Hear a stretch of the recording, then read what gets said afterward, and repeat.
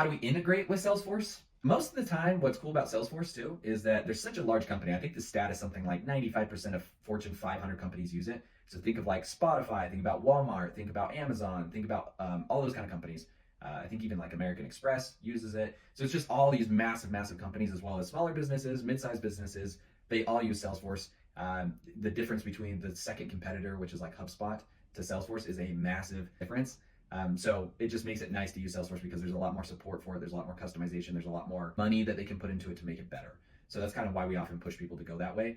I would say though, it kind of depends on your revenue. We haven't talked about that obviously in our first call, but if you guys are sub, 5 million, maybe even like 2.5 million in revenue per year, I would maybe continue to stick with HubSpot if that's what you're using.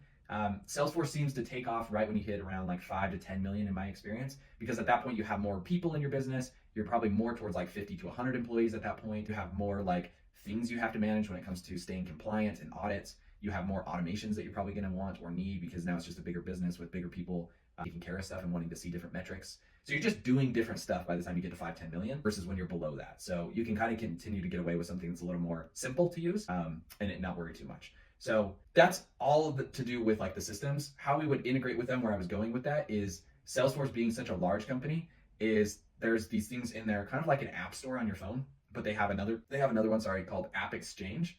It's the same thing. It's just an app store. And inside of that app store, you can just download these apps and then we can connect the two systems together. So do you guys use DocuSign? Okay, you do.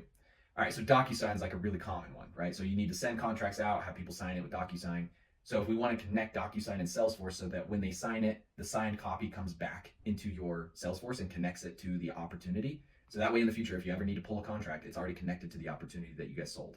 Yeah, that's super nice, right? So what we would do is we just download the app for DocuSign down and put it into your Salesforce, and then we would connect it up.